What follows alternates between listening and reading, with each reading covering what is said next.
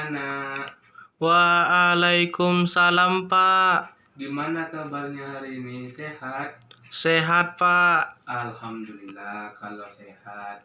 Baiklah, sebelum kita memulai pembelajaran, itu sampah dan bangkunya tolong dirapikan dulu ya anak-anak. Iya, Pak. Sudah anak-anak? Sudah, Pak. Nah, alhamdulillah. Baiklah, kita ketua kelas tolong pimpin doanya. Sebelum belajar, marilah kita berdoa menurut kepercayaan masing-masing. Berdoa, dimulai.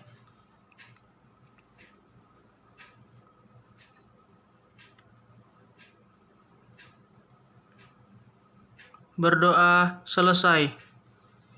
Ucapkan salam. Assalamualaikum warahmatullahi wabarakatuh. Waalaikumsalam warahmatullahi wabarakatuh. Baiklah, pembelajaran pada hari ini yang berjudul bekerja sama dalam keberagamaan. Sebelum itu, anak-anak ada yang tahu? Tidak, Pak. Baiklah, Bapak akan menjelaskannya kepada anak-anak. Tolong anak-anak simak dan perhatikan Bapak ya. Iya, Pak. Kebersamaan itu adalah kegiatan yang dilakukan secara bersama-sama dan hasilnya dinikmati bersama-sama. Dan kalau misalnya keberagamaan itu adalah bentuk perbedaan yang saling merujuk pada suku bahasa dan adat istiadat, dan itu setiap daerah berbeda-beda. Baiklah, Bapak pembawa video bersangkutan dengan pembelajaran bekerja sama dalam keberagamaan. Ini Bapak, videonya Bapak tampilkan dulu ya anak-anak. Nah, coba anak-anak lihat dan fokuskan ya pada video tersebut. Sama-sama kita melihatnya ya anak-anak. Iya, Pak. Kerjasama dalam keberagaman. Kerjasama adalah kegiatan atau usaha yang dilakukan oleh beberapa orang untuk mencapai tujuan bersama. Kerjasama merupakan hal yang penting dalam sebuah kelompok untuk mencapai tujuan bersama. Dengan adanya kerjasama yang baik, maka kelompok itu akan lebih menyenangkan dan tujuan kelompok menjadi lebih mudah untuk dicapai. Kita harus selalu mau kerjasama dengan setiap orang demi kebaikan bersama. Masyarakat Indonesia sejak dulu sudah memiliki tradisi kerjasama yang disebut gotong royong. Kerjasama harus kita biasakan di rumah, di sekolah, dan di masyarakat. Kita lihat contoh kerjasama di rumah. Membantu ayah mencuci kendaraan, membantu ibu berkebun, menemani dan membantu ibu berbelanja, membantu ibu mencuci piring, membersihkan rumah bersama seluruh anggota keluarga, membantu ibu memasak, juga menemani dan bermain bersama adik. Itu contoh kerjasama di rumah. Kita lihat sekarang contoh kerjasama di sekolah. Ada kerja bakti membersihkan lingkungan sekolah, kerjasama merawat tanaman di lingkungan sekolah, melaksanakan tugas piket kelas, mengerjakan tugas bersama kelompok belajar di sekolah, juga mempersiapkan dan melaksanakan tugas sebagai pengibar bendera di sekolah. Ada juga yang mempersiapkan dan mengisi acara pentas seni bersama-sama teman di sekolah. Itu semua membutuhkan kerjasama, dan tentu saja masih banyak kerjasama di sekolah dan di rumah yang lainnya yang belum disebutkan di sini. Kita lihat contoh kerjasama dalam masyarakat. Ada ronda malam menjaga keamanan lingkungan di malam hari. Kerja bakti membersihkan lingkungan di sekitar rumah. Gotong royong membangun pos ronda, posyandu, balai warga. Juga gotong royong membangun rumah warga. Misalnya ketika ada rumah warga yang mengalami bencana dan rumahnya harus dibangun kembali. Masyarakat, tetangga-tetangga di sekitar bekerja sama bergotong royong membangun rumah warga yang sedang kesulitan. Sekarang, contoh kerjasama di sekolah maupun masyarakat dalam bentuk permainan, olahraga bersama, ada permainan basket, bola voli, sepak bola, tarik tambang, panjat pinang, dan sebagainya, masih banyak lagi. Dalam kerjasama, diperlukan beberapa sikap yang harus diperhatikan. Antara lain adalah sikap saling menghargai, sikap saling rukun satu sama lain, kemudian sikap sportif, sikap disiplin, dan tentu saja tanggung jawab terhadap kelompok. Itulah beberapa sikap yang harus diperhatikan agar kerjasama di dalam kelompok bisa terjalin dengan baik dan tujuan bersama bisa mudah dicapai. Kita semua mungkin bisa berbeda-beda, tapi kita semua tetap bisa bekerja sama. Baiklah, Bapak akan memberikan latihan. Tolong anak-anak keluarkan bukunya dan catat soalnya. Bapak akan membacakan soalnya. Iya, Pak. Baiklah, soal yang pertama anak-anak tolong catat ya.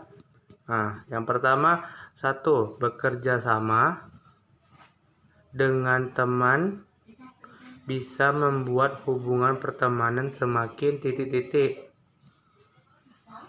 Nah, nomor 2, bunyi sila ketiga adalah titik-titik. Soal yang ketiga, kerja bakti membangun jembatan adalah titik-titik. Yang keempat, sebutkan 3 manfaat. Sebutkan 3 manfaat kerjasama titik-titik. Yang kelima, agar tercipta kerjasama dalam masyarakat, keragaman bukan merupakan penghalang untuk titik-titik. Nomor berapa lagi anak-anak? Nomor 6, Pak. Nah, nomor 6. Kegiatan yang dilakukan dengan berjalan berkeliling di sekitaran lingkungan tempat tinggal untuk menjaga keamanan disebut titik-titik. Nomor 7, sikap persatuan dalam keberagamaan merupakan pengalaman Pancasila sila ke titik-titik. Nomor 8, bekerja sama berarti melakukan pekerjaan dengan cara titik-titik. Yang ke-9, sebutkan 3 contoh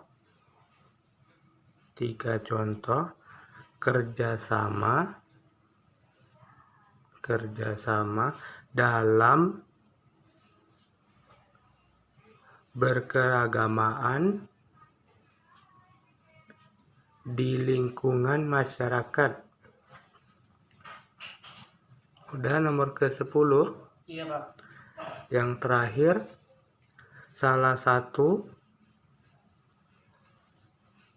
bentuk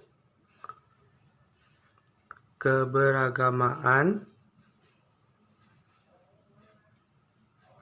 budaya di Indonesia budaya di Indonesia adalah titik-titik. Udah siap anak-anak? Udah, Pak. Baiklah, materi selanjutnya yaitu organ pendengaran. Ada yang tahu pengertian organ pendengaran anak-anak? Tidak, Pak. Baiklah, Bapak akan menjelaskan kepada anak-anak. Tolong anak-anak simak dan dengarkan secara baik-baik ya. Iya, Pak. Organ pendengaran yakni telinga memiliki peran untuk menjaga keseimbangan dan juga posisi tubuh.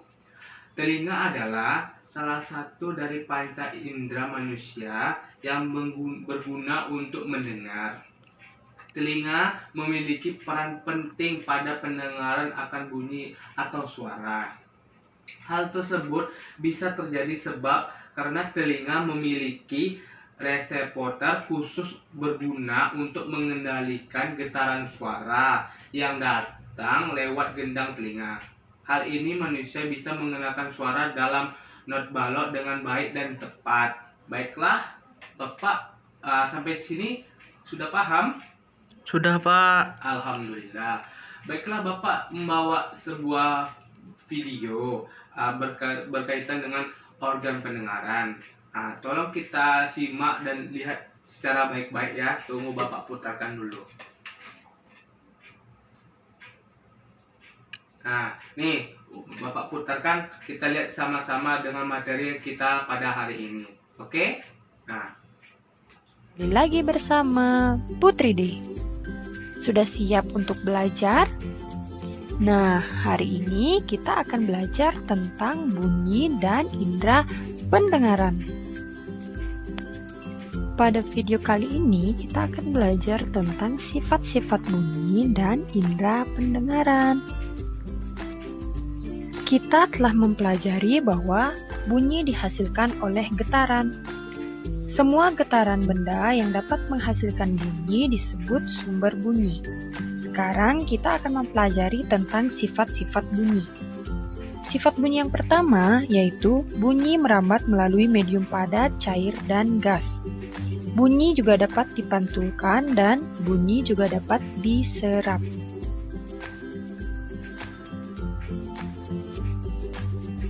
Medium perambatan bunyi ada 3, yaitu medium padat, medium cair, dan medium gas. Yang pertama, bunyi merambat pada medium padat. Contohnya yaitu pada permainan telepon kaleng.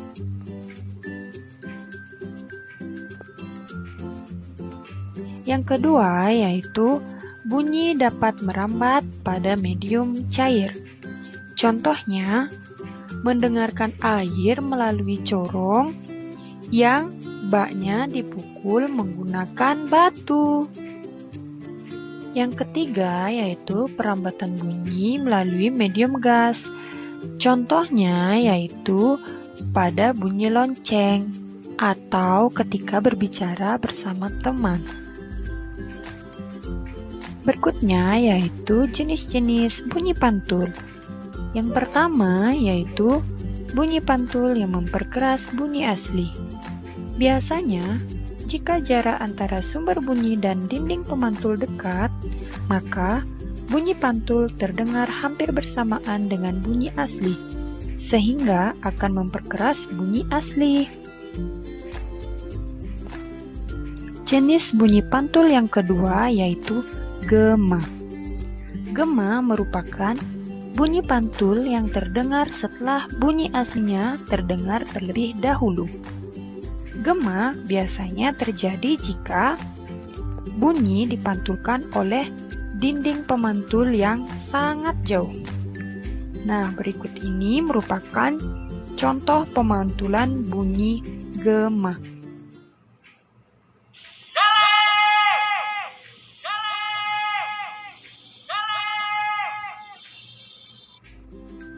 Nah, demikian contoh pemantulan gema. Jenis pantul yang ketiga yaitu gaung atau kerdam. Gaung atau kerdam merupakan bunyi pantul yang terdengar kurang jelas atau tidak sejelas bunyi aslinya. Gaung terjadi karena bunyi pantul bercampur dengan bunyi asli. Nah, berikut ini contoh dari bunyi gaung atau kerdam.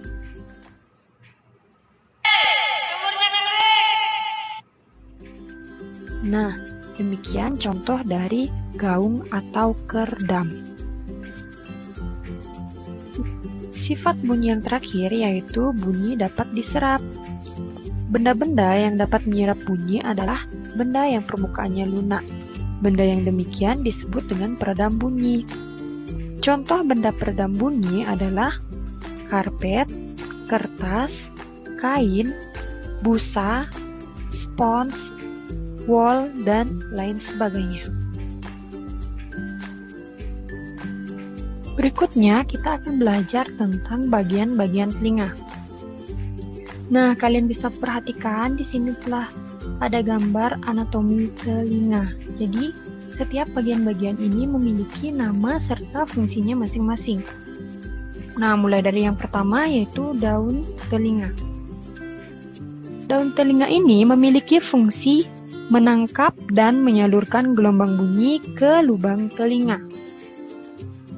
Bagian berikutnya disebut dengan lubang telinga. Nah, fungsi dari lubang telinga ini adalah sebagai tempat masuknya gelombang bunyi ke saluran pendengaran. Bagian berikutnya disebut dengan saluran pendengaran.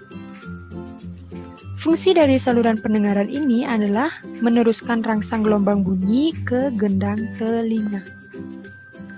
Daun telinga, lubang telinga, dan saluran pendengaran termasuk telinga bagian luar. Telinga luar adalah bagian telinga yang terletak di luar dan kontak langsung dengan lingkungan, yang memiliki fungsi umum untuk menangkap bunyi dari lingkungan untuk diteruskan ke telinga bagian tengah. Bagian berikutnya yaitu gendang telinga, atau bisa juga disebut dengan selaput gendang atau membran timpani. Fungsinya adalah mengubah bunyi menjadi getaran. Bagian berikutnya yaitu tulang pendengaran. Jadi ada 3 macam tulang pendengaran yang disebut dengan tulang martil, tulang landasan, dan tulang sanggurdi. Nah, fungsi dari tulang pendengaran ini adalah memperkuat dan menghantarkan getaran ke saluran telinga dalam. Bagian berikutnya yaitu disebut dengan saluran eustasius. Fungsi dari saluran eustasius ini adalah menjaga keseimbangan tekanan udara di dalam dan di luar telinga. Jadi, tulang pendengaran, saluran eustasius, dan gendang telinga merupakan bagian dari telinga tengah. Telinga tengah ini berfungsi untuk mengubah gelombang bunyi yang ditangkap telinga luar untuk menjadi getaran. Bagian berikutnya yaitu kalian bisa perhatikan di sini ada 3 saluran setengah lingkaran. Ini yang pertama, yang kedua, dan yang ketiga. Nah, fungsi dari 3 saluran setengah lingkaran ini adalah untuk menjaga keseimbangan tubuh. Berikutnya, ada bagian yang disebut dengan rumah siput atau koklea, di mana fungsi dari rumah siput atau koklea ini adalah mengubah getaran menjadi impuls dan meneruskan ke otak. Bagian berikutnya ada saraf pendengaran, di mana saraf pendengaran ini berfungsi mengumpulkan semua getaran yang diterima untuk dikirim ke otak dan diproses oleh otak. Kemudian bagian yang terakhir itu disebut dengan otot pendengaran. Fungsi dari otot pendengaran ini adalah membantu kerja dari saraf pendengaran. Nah, berikutnya yaitu telinga bagian dalam ini terdiri dari 3 saluran setengah lingkaran, rumah siput, saraf pendengaran, dan otot pendengaran. Telinga bagian dalam berfungsi sebagai pusat kendali dari indera pendengaran untuk mengubah getaran menjadi impuls dan meneruskan ke otak melalui saraf pendengaran. Nah, demikian bagian-bagian serta fungsi-fungsi dari telinga. Berikutnya kita akan membahas tentang cara kerja telinga. Nah, bagaimana cara kerja telinga?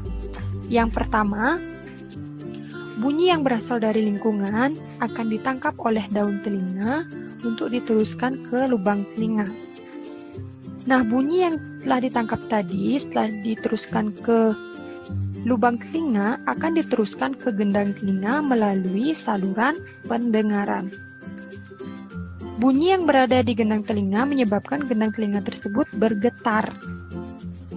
Nah, gendang telinga yang bergetar kemudian akan mengirimkan getaran tersebut ke 3 tulang pendengaran dan 3 saluran setengah lingkaran. Kemudian akan diteruskan ke rumah siput. Tulang-tulang pendengaran memperbesar getaran bunyi dan mengirimnya ke telinga dalam atau rumah siput. Nah, pada rumah siput ini terdapat cairan limfa. Kemudian cairan limfa dalam rumah siput bergetar dan mengaktifkan ujung-ujung saraf pendengaran. Kemudian bunyi itu akan diteruskan ke otak melalui saraf-saraf pendengaran. Saraf pendengaran membawa sinyal bunyi ke otak, kemudian otak akan menerjemahkan bunyi agar dapat kita pahami sehingga bunyi itu dapat kita dengar. Nah, demikianlah cara kerja dari telinga. Mengapa bunyi bisa kita dengar? Selanjutnya, kita akan belajar tentang gangguan atau penyakit pada telinga. Yang pertama yaitu tuli atau tidak dapat mendengar. Kelainan ini dapat dialami sejak lahir dan dapat juga setelah dewasa. Tuli sejak lahir mengakibatkan orang tidak dapat berbicara. Orang yang tidak tuli sejak lahir dapat menjadi tuli jika mengalami kerusakan gendang telinga dan saraf-saraf pendengaran. Yang kedua yaitu bisul atau luka di dalam telinga. Kelainan ini dapat disebabkan oleh infeksi. Kebiasaan buruk mengorek telinga menggunakan jari atau korek api dapat melukai telinga. Kemudian yang ketiga yaitu otomikosis, yaitu infeksi saluran pendengaran di bagian luar yang disebabkan oleh jamur. Kemudian yang keempat yaitu otosklerosis, yaitu kelainan yang terjadi pada tulang-tulang pendengaran. Dan yang terakhir, keluar cairan berbau busuk dari telinga. Nah, kelainan ini dapat terjadi karena radang pada telinga bagian dalam. Penyakit ini dapat disembuhkan jika ditangani dengan serius.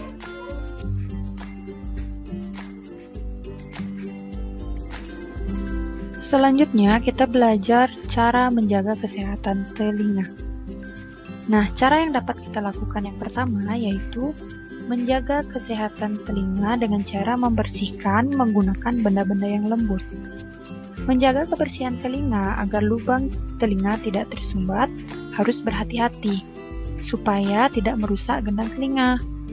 Yang kedua yaitu menghindari suara keras dan bising. Misalnya suara mesin atau musik yang terlalu keras.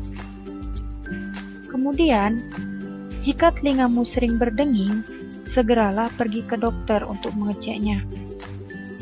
Kalian bisa pergi ke dokter THT, yaitu telinga, hidung, dan tenggorokan. Telinga berdenging sering menjadi gejala awal penyakit tuli yang harus mendapatkan penanganan dari dokter. Demikian yang dapat Ibu berikan pada video kali ini. Semoga kalian dengan mudah dapat memahami materi yang Ibu sampaikan lewat video dan semoga bermanfaat. Akhir kata, Putri diucapkan terima kasih dan sampai jumpa. Baiklah, Bapak akan memberikan latihan. Tolong anak-anak keluarkan bukunya dan catat soalnya. Bapak akan membacakan soalnya. Iya, Pak. Baiklah, soal yang pertama anak-anak tolong catat ya. Nah, yang pertama, 1. Bekerja sama dengan teman bisa membuat hubungan pertemanan semakin titik-titik. Nah, nomor 2, bunyi sila ketiga adalah titik-titik. Soal yang ketiga, kerja bakti, membangun jembatan adalah titik-titik. Yang keempat, sebutkan 3 manfaat. Sebutkan 3 manfaat kerjasama titik-titik. Yang kelima, agar tercipta kerjasama dalam masyarakat, keragaman bukan merupakan penghalang untuk titik-titik. Nomor berapa lagi anak-anak? Nomor 6, Pak. Nah, nomor 6. Kegiatan yang dilakukan dengan berjalan berkeliling di sekitaran lingkungan tempat tinggal untuk menjaga keamanan disebut titik-titik. Nomor 7. Sikap persatuan dalam keberagamaan merupakan pengalaman Pancasila sila ke titik-titik. Nomor 8. Bekerja sama berarti melakukan pekerjaan dengan cara titik-titik. Yang ke-9, sebutkan 3 contoh kerjasama dalam berkeragamaan di lingkungan masyarakat. Udah nomor ke-10. Iya, Pak. Yang terakhir, salah satu bentuk keberagamaan budaya di Indonesia adalah titik-titik. Udah siap anak-anak? Udah, Pak. Nah, pada gambar ini ada bermacam-macam festival budaya. Nah, anak-anak ibu bisa nanti melihatnya melalui YouTube atau bentar lagi kan kita 17 Agustus. Anak-anak bisa nanti melihat acara festival budaya di Kota Padang, yaitu Festival Budaya Minangkabau. Nah, selanjutnya yang ketiga kita masuk kerjasama dalam keragaman. Yang ketiga adalah festival makanan tradisional. Nah, festival makanan tradisional adalah acara yang menampilkan berbagai makanan khas Indonesia. Jadi festival makan tradisional ini seperti festival budaya tadi menampilkan makanan 34 provinsi yang ada di Indonesia. Itulah dinamakan festival makanan tradisional. Makanan yang diperjualbelikan adalah makanan khas daerahnya masing-masing. Seperti kita Minangkabau ini, makanan khas kita adalah apa? Ayo, siapa yang tahu? Yaitu rendang, dendeng, pical, apalagi makanan apanya? Masih banyak makanan tradisional. Begitu pula daerah lain itu mereka mempunyai makanan khas mereka masing-masing. Nah, untuk lebih jelasnya Anda bisa lihat pada gambar ibu ini.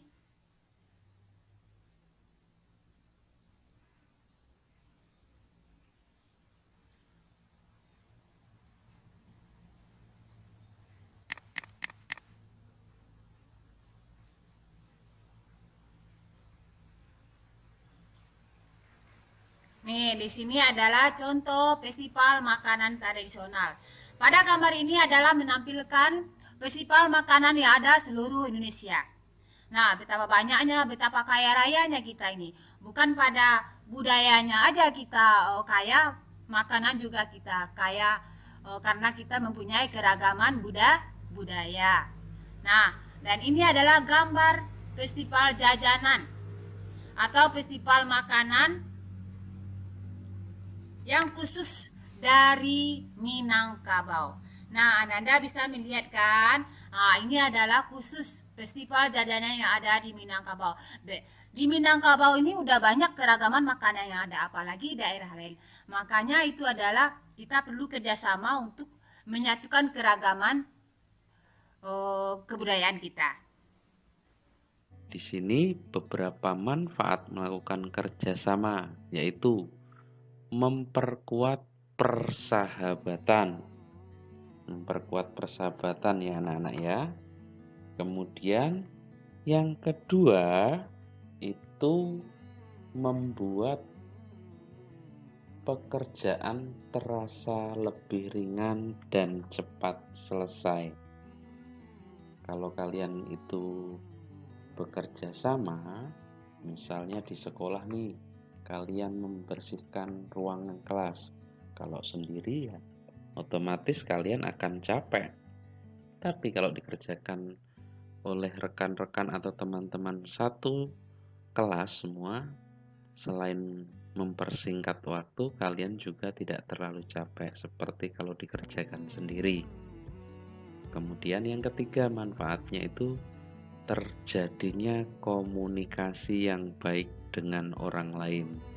Ya kan otomatis kalau kalian itu bekerja bersama-sama, kalian bisa bersosialisasi bersama teman-teman, ngobrol, bercanda.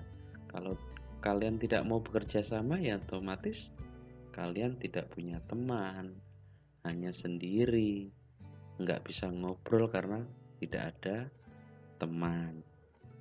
Oke, selanjutnya. Nah, kalian lihat gambar ini sambil mendengarkan cerita dari Pak Guru. Simak baik-baik ya anak-anak ya. Pak Guru mengajak anak-anak kelas 3 untuk melakukan kegiatan menanam umbi-umbian di kebun sekolah. Pak Guru membagi kelas menjadi 4 kelompok. Ada kelompok yang menanam ubi jalar, bawang merah, bawang putih, dan kentang. Setiap kelompok bekerja sama menanam umbi-umbian tersebut. Mereka membagi tugas dengan adil dan seimbang.